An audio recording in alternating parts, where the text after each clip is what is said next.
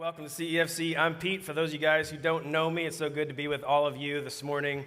I don't know if you've ever experienced anything like this, but I'm sure that you have. You ever had something in your life where you saw it one way until somebody explained it to you, and then all of a sudden you felt like you couldn't unsee the other way? For instance, like maybe you had an uncle by the name of Bernie that you never noticed that he had a unibrow until somebody pointed it out, and then you're like, now I can't unsee that unibrow. Thanks a lot for telling me. Or maybe you had a neighbor that you didn't realize had 6 fingers, and then he came over to borrow your lawnmower, and you saw it, and now that's the only thing you're looking at every time he comes over. Or maybe, this is the big one for me, maybe you were out on a date with a girl or a guy that you thought was going to be the one, and you went for a walk on the beach, and then you saw their big, hairy toe, and you thought to yourself, that's it, we're done. I can't unsee that anymore. I don't know if you ever had experience like that. Here's what I know about church life for me. When I was a kid, I started attending this church when I was like 4 years old. And I didn't realize how many people were volunteering in the church that I didn't realize were volunteers. They were just people that I was coming in contact with. In fact, like more than 30 years ago, the first person that I ever came in contact with in this church was a lady by the name of Donnie Stout. Now, if you've been attending CEFC and you're a lifer, you might know that name, but she was teaching kindergarten, and she welcomed me into this church for the very first time. And Donnie Stout was a sweet, genuine lady that I didn't realize she was a volunteer. She just was a nice lady. Just to give you a little frame of reference of how nice this lady was. Okay, a few years later, after I was attending here, I had this moment where my parents were at choir practice upstairs, and me and a friend were downstairs, and we found all the glue that was in Dottie's cabinets. We pulled that glue out, and we began to have a glue war, and we threw it at each other, and it got everywhere, all over the brand new carpet, believe it or not. And I looked at my friend in the face. Her name was Andrea. I said, Andrea, do not tell your mom about this when we get upstairs. And so we walked upstairs, choir practice was over, and she looked at my parents after all, and she said, you'd never believe what Pete did downstairs. I was like, you didn't. And so my parents went down. They didn't even say a word. They just started scrubbing it all up and cleaned it all up. But they told me that the punishment I had was I had to tell Dottie Stout, sweet Dottie Stout, what I had done to her glue and to the mess that I had made on the floor. And so that Sunday morning, I went up to Dottie Stout and I said to her, Dottie, a friend of mine and me, we used all your glue. And she looked at me and she said, as long as it was for the glory of the Lord. And I said, yeah, we'll go with that. And it was great. Yeah, so another person was volunteering in the church at the time. His name was Donnie Mangle. He was the 3rd grade Sunday school teacher. And my brother told me all about how important Donnie Mangle was. In fact, Donnie Mangle is still in this church. If you were to be here during the week, you would see him riding a lawnmower, and he might even give you a thumbs up. He's a cool dude. But he was like the coolest guy that, we all wanted to go through his Sunday school class. There was another couple by the name of Lee and Joyce Gaiman. They don't come here anymore, but they were the middle school volunteers. They were just volunteering. Nobody was paying them a dime. They were just volunteering, and everybody wanted to be Lee Gaiman. I mean, he did the coolest fun events at his house, and every kid my age wanted to be friends with him, wanted to be noticed by him. So it's kind of an interesting thing. As I grew up, I began to see the world of volunteering that was happening all around me. I didn't see it when I was a child, but I realized as I got older that there are people sacrificing their time, giving their time to be a part of a church body, which is interesting. And I began to realize as I got older and into my adult years that every church that's thriving, every church that's doing really, really well, has an army of volunteers behind the scenes that are doing the work. I mean, you can have a great staff, but if you don't have an army of volunteers, the mission that we all talk about, the mission that we want to see move forward, doesn't move forward without incredible volunteers carrying the vision and carrying the mission along with them. And so great, thriving churches, that's what they have. And I've come to realize, as I've been part of this church again for the last 3 years, that this church is one of those churches. This church is a church that has an incredible army of volunteers that is making this church thrive. Now, what's crazy, it's hard sometimes to see it, because when we come in here on a Sunday morning, we don't see all those volunteers, but all around us, ministry is happening on a weekly basis and sometimes here on a Sunday morning, but it's happening all the time. And just to paint a picture of some of the ministry that's happening through volunteers here, just the other Wednesday night, there was a boy who's in middle school. And this boy who's in middle school, he volunteers on a Wednesday night because he wants to help in a small group of kids that are younger than him. This crazy story happened. There was a kid who couldn't quite do everything else that all the other kids could do physically. And so this middle school volunteer encouraged everybody else in the small group to get down on their knees so that they could all play Gaga on that boy's level. And this happened just the other night. And we've got people that are volunteering here on a Wednesday night on a regular basis. There are some student ministry volunteers in this church that have volunteered for more than 10 years. And part of the reason they volunteered is because they believe that a lifelong commitment to Jesus starts when you're a teenager. And if you've worked in youth ministry as long as I used to work, I've worked in youth ministry for 20 years, I know that's true. And so seeing volunteers jump into that is incredible. We have a production team in this church. Maybe you don't know what a production team is, but there's a group of people that are working behind the scenes. In fact, if you're on the production team, would you make some noise? There's a couple of them. It was just one. You guys can make some more noise than that. Let me hear you back there. Okay, there's a couple. Yeah. All right. It's still lame, but we'll give it to you. All right. This production team, they're actually behind the scenes because they don't like to be seen, but they're an incredible group of people. And let me just brag on them for a second. You know, we just recently went through a global pandemic. I'm not sure if you knew about that. If you knew, it's called COVID-19. Yeah, watch out for it. But when the world kind of blew up and everything started to fall apart and everybody was like, we're going to shut down church, and we literally, at this church, we shut down all of our ministries and we didn't attend in person. And so, clearly all of our volunteers were kind of on pause, except for our production team. Our production team and our worship team, they decided that they were going to come here the week that we shut down. So when everybody was like, we're not leaving our homes, they were here in the middle of the giant, colossal disaster that was COVID, making church happen so that as we were at home participating from church, we could see church and we could experience church and we could continue growing our relationship with Jesus because the production team was making all the technical details happen to make that happen. Not only that, most of them had never seen a camera or run a camera, but yet they learned how to run them on the fly. They never saw a video switcher or ran a video switcher, but they learned how to do it. It was an incredible thing that was happening that we don't really see it because they believed that it was worth it for church to go on. There's kids ministry volunteers that you will also never see because where they are right now is over in kids ministry. And they're over there volunteering every Sunday, sometimes in first, sometimes in second. They're helping kids because they believe that when kids get together in little groups, that they can help them take their next step closer to Jesus. And so they're volunteering there on a regular basis. There are nursery workers that are working out there in the nursery because they believe that when they're out there, they can help us create a distraction-free environment for us to grow. And I just recently heard this about our volunteer nursery director. She really believes that we can capitalize on the time to help little ones get these truths of Jesus. And so she started teaching some curriculum to those kids. And volunteers right now are out there because they believe that good things can happen in their hearts. There's parking lot attendees who are here on a Sunday morning because they believe that helping you find your spot or finding your first impression to CEFC should be a good one. And so they want to make it a good experience when you're coming into this building and when you're leaving it as well. There's greeters who spend their time on a Sunday opening doors and being like the first face that you can see because they want the first face, they want your first impression to be a smiling face here. There's a host team who exists to serve.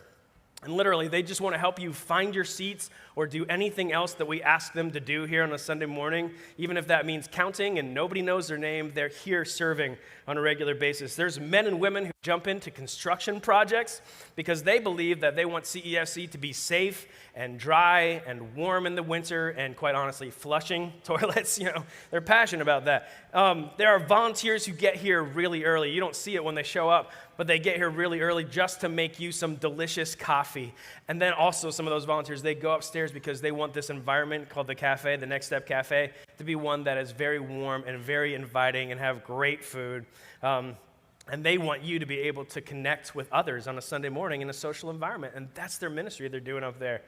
There's a worship team that you see the worship team up here on a Sunday morning, but you don't see the ton of effort that they put in to memorize their parts or to learn how to play the guitar better or all the things that they're doing to learn the music. They're putting in a lot of effort, and then they're here on a Thursday night and on a Sunday morning because they believe that they want to create a place that's distraction-free for you to connect with Jesus.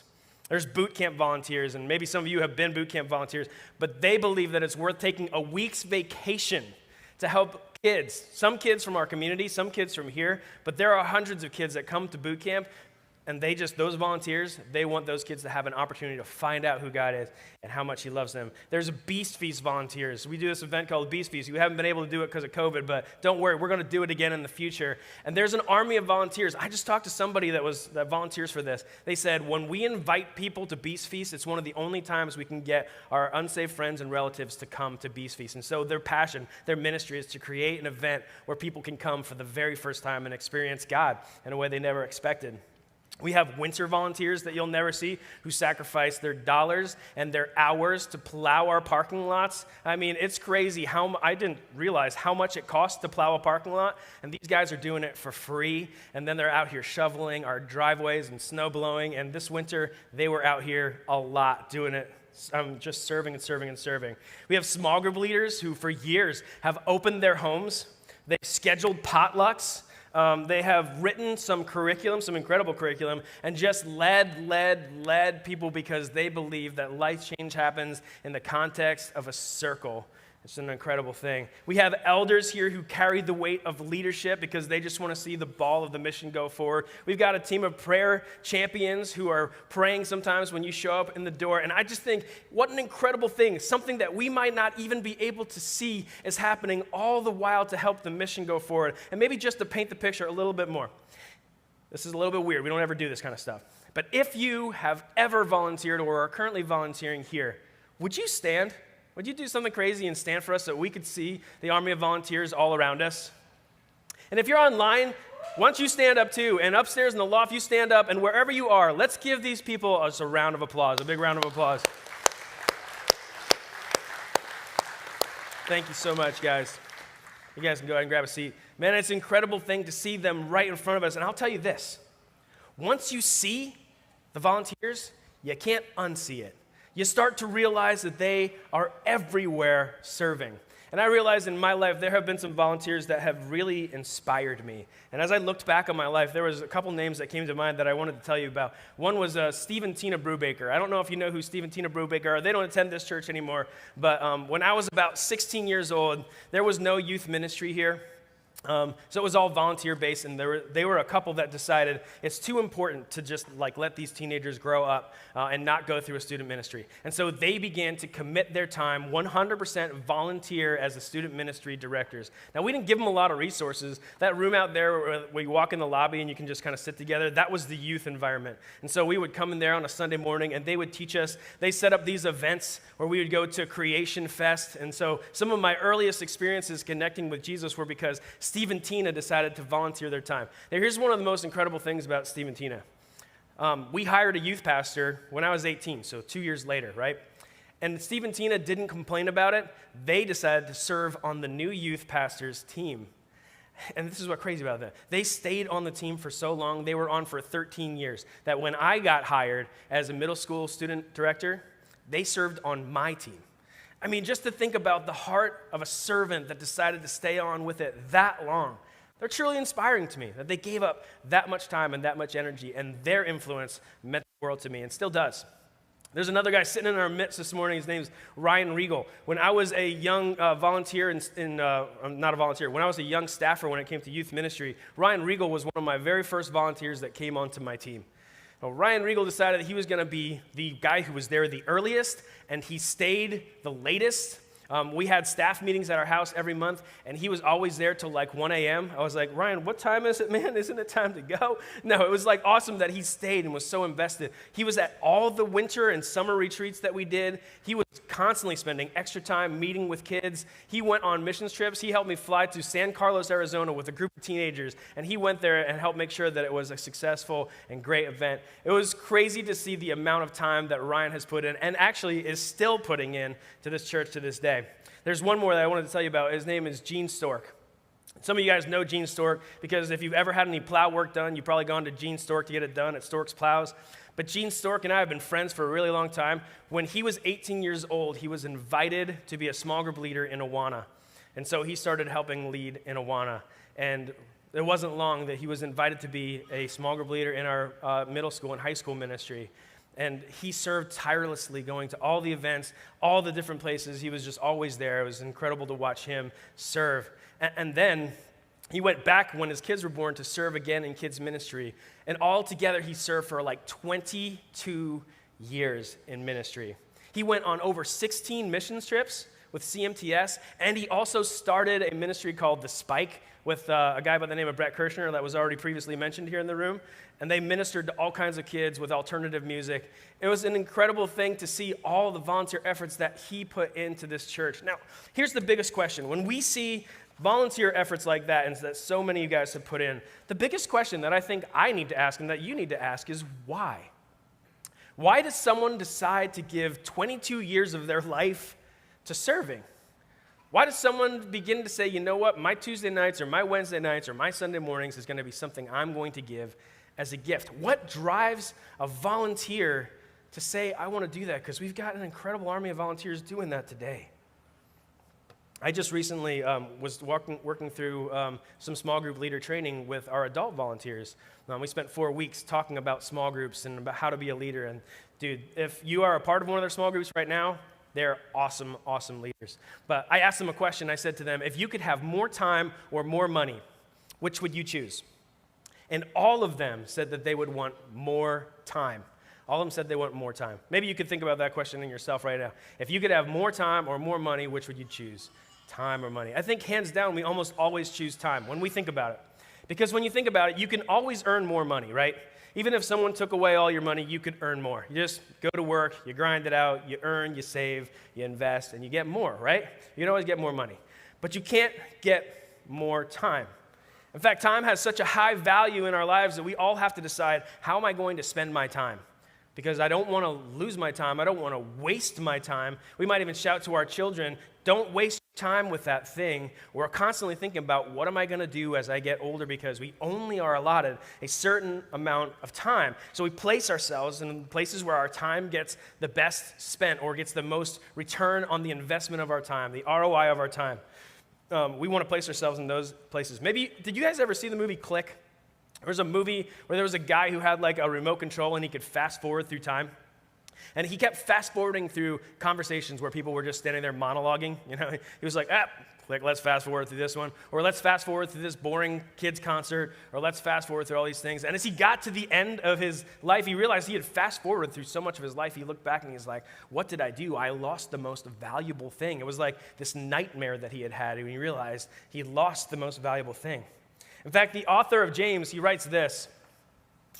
He said, you do not even know what will happen tomorrow. What is your life? You are a mist that appears for a little while and then vanishes. I mean, life is so short. The author of James calls our life like a mist. Like when you go outside when it's cold and you blow the mist out and it's there for a second and it's gone. That's the length of our life. That's the time of our life. Time can't be re-earned. It can't be made. It can't be bought. You can't go to a time store and get more. You can't find a fountain of youth no matter how hard you try. You can't go to the chalice of the Holy Grail and drink from it and preserve your life. There's no amount of Botox that you inject into your body that will turn back the hands of time. It just won't. There's no way for us to get more time. And our landscape is covered, and I mean covered, by the memoirs of those who have spent their time before us. And so why? Why give away your time? Your most valuable commodity. Why would you volunteer to sacrifice something that is so incredibly valuable to all of us? Jesus and his disciples were having this conversation. And I thought this morning we might peer into the author of life and see what he thought about why we should give our time away. Check this out. It's found in Mark, the book of Mark, chapter 10, verse 35. He says this, Then James and John, the sons of Zebedee, came to him. Teacher, they said, we want you to do for us whatever we ask. I don't know about you. That's kind of a crazy question, is that not? I mean, you ever ask that to somebody? I want you to do whatever I want.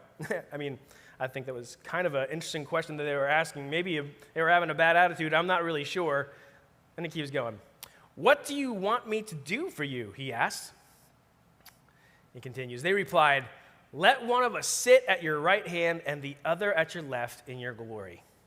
Now, just to give you a little frame of reference about what they were talking about, see, the disciples had this concept, and it wasn't founded in nothing. The whole Old Testament kind of helped them to believe through the prophecies of the Old Testament that the Messiah, the person that Jesus was supposed to come and be really a ruler over all of the Roman authority and reestablish the kingdom here on earth. And they kind of misunderstood what was meant about the kingdom here on earth. They literally thought that Jesus was going to come, or the Messiah was going to come and establish his rule, and all the Romans would be gone and everybody would listen to him. And so what were they thinking? They were thinking that they were following around or being the best friends with someone that was going to be in all the power. It's kind of like if you knew someone was going to be president and you got to be best friends with them, and you're like, okay, when you're president, can I be your vice president? Or can I be your Secretary of State? Just give me some authority. What they really wanted was authority. They wanted to know that they would be in charge with Jesus. When everybody was listening to Jesus, they wanted them to listen to them too. So he continues on. You don't know what you're asking, Jesus said. Can you drink the cup I drink or be baptized with the baptism I am baptized with? What they didn't realize is that Jesus, what he was about to experience was to be crucified. That he was going to sacrifice his life, and they thought that he was going to do something else, and so they were confused, and he's like, dude, you don't even know what you're asking. And their reply to him was, we can, they answered, which just tells me they didn't really understand still what was happening. And Jesus said to them, you will drink the cup I drink and be baptized with the baptism I am baptized with?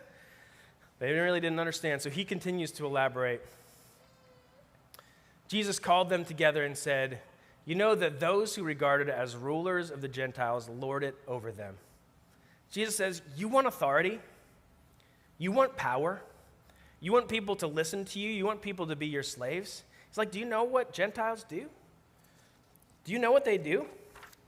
He's like, don't you understand that power corrupts us?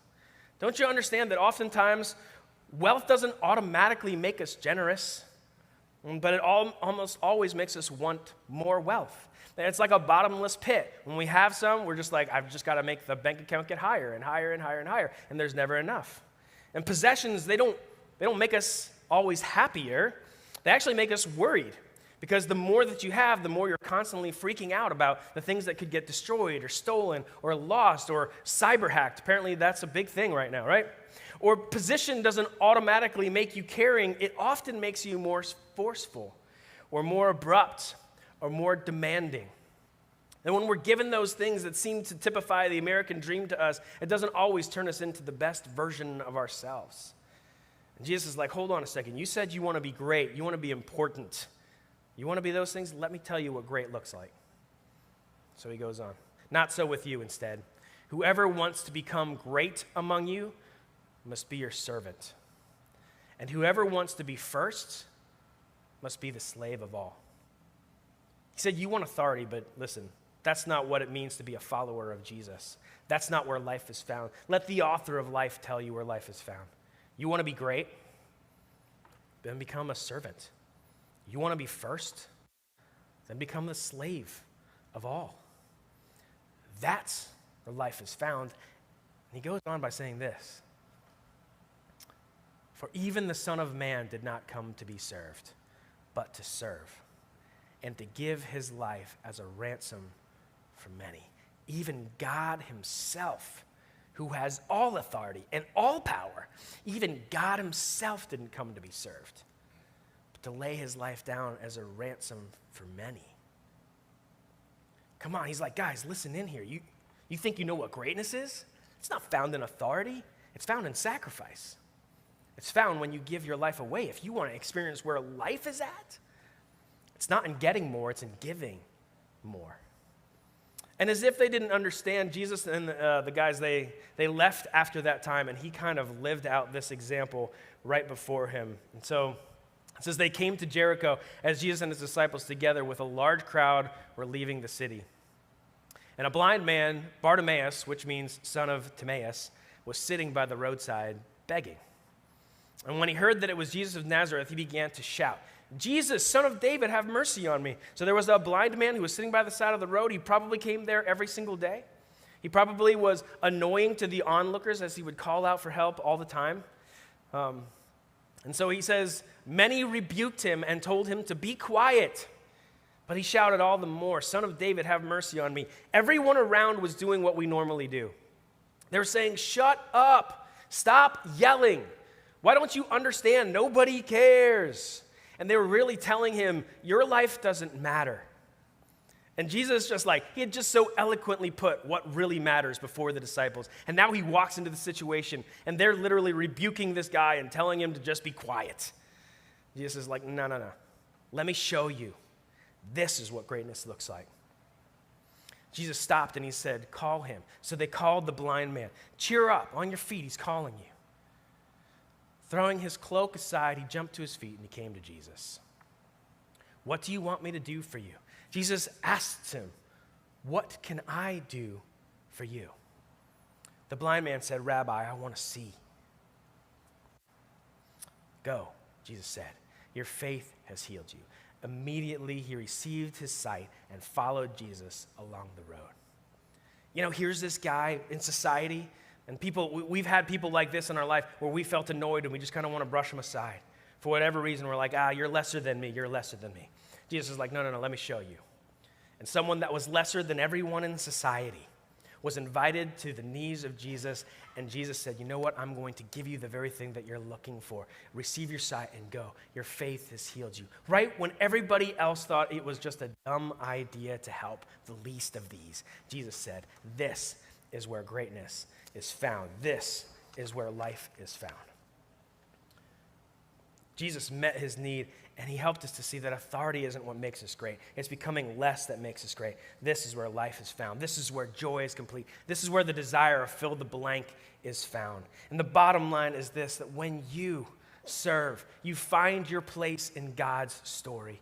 When you serve, you find your place in God's story. When you decide to volunteer and you make yourself less, you realize that serving in God's story, that's what you feel like you come alive for, that's what you were made for. As if the author of life who created it all, who wrote down what makes sense to all of us, if the author of life knows and he says that laying your life down is where you're going to find joy, then when we serve, we find our place in God's story and we realize that that's what life is all about. We realize that that's when we come alive. When we give our life away, when we model our life after Jesus, we find out that that's life. I didn't even realize it. I thought life was found in all the stuff I could accumulate. Actually, life is found when I lay my life down. When I volunteer, I find myself in the middle of God's story. When I was 18 years old, I began to participate in some of that because I had just graduated from high school. And I got to tell you, my self-worth when I graduated from high school was pretty low back in 1997, a long time ago. Now, I had spent my time in high school achieving popularity and getting people to like me. I'd spent all my time working to make people like me. And I realized in the conclusion as I looked back at my life that I didn't like myself, even though I'd made everybody like me. And I didn't value my life, and I had no idea where I was going. No idea what value my life could bring to the planet.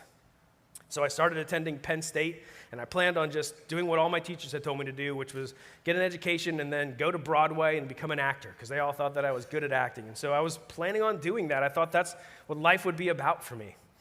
And then this church hired a youth pastor. And when they hired a youth pastor, he began to recruit volunteers. And he called out to me and said, I want you to volunteer on this team. When he asked me to do that, I looked at him like he was nuts because I was like, what do I want to do volunteering? Why would I give my time away, right? I literally thought that. But then I decided to take him up on it, and I came here and I began to volunteer I guess I was 19 years old. And I started hanging out with some of the weirdest creatures on the planet, middle schoolers. Yeah, if you have one living in your home, you know what I'm talking about. They smell funny, they look funny, they got all things weird happening. But when I started hanging out with middle schoolers, they changed my life because I realized that talking to them and investing in them and teaching them truths about God, it impacted my life in a way that I couldn't understand. It's like what I just told you. I thought that, self-pursuit, all those things were great. But when I began to give away my time, I couldn't get enough of it. I started volunteering on a Sunday morning, and I would take hours to prepare a lesson. I started driving back and forth. I transferred to Lancaster Bible College, and I drove back and forth on a Tuesday night and a Wednesday night and a Sunday morning because I could not get enough of volunteering with middle school students. I just couldn't give enough of my time away. I was like, what else can I do? What retreats can I participate in? I'll give you everything I've got because everything in me changed. My life changed when I gave my life away. It's crazy to think that question that we ask, why volunteer? Because when we invest in volunteering, when we decide to do that, something happens in all of us. We realize why we were made. And that happened in my life. And so maybe today, the question to ask yourself is this. What have you been investing your time in? What have you been investing your time in? Have you been getting the return on investment with your time that you were looking for? Or are you finding yourself similarly to where I was when I graduated from high school, wondering why all the stuff that I bought and all the popularity that I gained just wasn't fulfilling me? Maybe it's time this morning to ask God for what your next step looks like. And maybe your next step looks like volunteering. Not so that we can grab more of your time, but so that you can experience what it's like to be part of God's story. And when you jump into it, you realize that that's really what you were made for. And that's what life is all about. When we lower ourselves and we participate in God's story, He changes us from the inside out, and He gives us something to live for and reestablishes our self-worth because it's found in Him and not about what I am, but about who He is. Jesus, this morning, I just pray that you would continue to move in all of our hearts. And God, I find myself full of gratitude for the amount of people that decided to say, I'm going to volunteer. But here's what I also find in my heart, God. The gratitude for the person that asked me to serve so many years ago. It changed everything for me. It changed not only my career path, but my self-worth. It changed my value and gave me something to live for. And God, it gave me something to live for because that thing that I'm living for now is you. And I just pray that, God, whatever you can do to strip away all the selfishness that continues to creep up in me, all the desire to promote me, I just pray that you keep tearing it down. You might help me find out what it means to continue to jump in with my head and my feet into your story, to give all I can to you.